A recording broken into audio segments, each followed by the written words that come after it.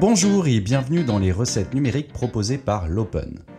Aujourd'hui, nous allons voir ensemble comment réaliser un mot de passe fiable et sécurisé. Alors qu'appelle-t-on un bon mot de passe? Avant toute chose, un bon mot de passe est un mot de passe unique. Vous me direz, ce n'est pas très original, mais dans la plupart des cas, les mots de passe que vous et vos enfants utilisez sont souvent les mêmes quels que soient les sites, et ça n'est vraiment pas une bonne idée. Deuxième point très important, un mot de passe sécurisé est long et alphanumérique. C'est-à-dire qu'il est composé au moins d'une dizaine de caractères, dont des lettres majuscules et minuscules, des chiffres et des caractères spéciaux. Alors, quelles sont les méthodes qui vous permettent d'atteindre cet objectif? La première d'entre elles est la méthode phonétique.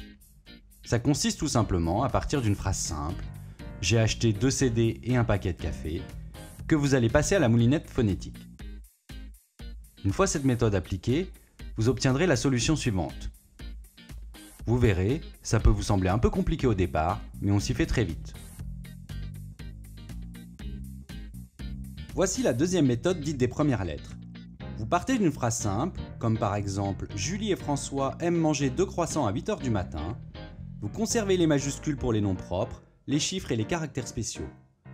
Vous obtenez ainsi un mot de passe très fiable, qui nécessitera un ordinateur lambda plusieurs milliers d'années avant de parvenir à le pirater. Vous trouvez ces méthodes un peu compliquées? Pas de souci. En voici une dernière préconisée par les spécialistes en sécurité informatique. Ça consiste à écrire en toutes lettres une phrase très facile à mémoriser qui respecte les critères vus précédemment. Par exemple, en 2016, j'adore la Bretagne.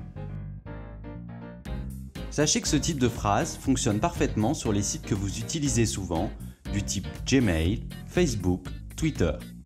Ne soyez pas surpris, la plupart des sites officiels, comme ceux de certaines banques, n'acceptent pas ce type de mot de passe. Vous pensez avoir trouvé le mot de passe idéal? Mais comment être certain de son efficacité? Ça tombe bien, des sites sont là pour ça. C'est le cas de Password Checker Online, qui vous permet en quelques clics de vérifier la fiabilité de vos combinaisons. Ne vous privez donc pas de l'utiliser, c'est gratuit et très utile. Pour ceux qui sont déjà perdus, sachez qu'il vous reste une solution. Confiez la gestion de vos mots de passe à des logiciels comme LastPass ou Dashlane, dont c'est justement le job. Pour les derniers récalcitrants, il ne me reste vraiment plus qu'une solution. Regardez, ça date un peu, mais ça a fait ses preuves. Alors, qu'est-ce que c'est? Oh bah non, je me rappelle plus. Titi! Titi! Oh, bah t'es là.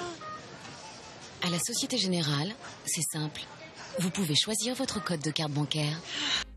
Voilà, à très bientôt pour une prochaine recette numérique proposée par l'Open. Et n'oubliez pas qu'à l'Open, la vérité sort parfois de la bouche des enfants. Eh ben, moi, j'aime bien le numérique.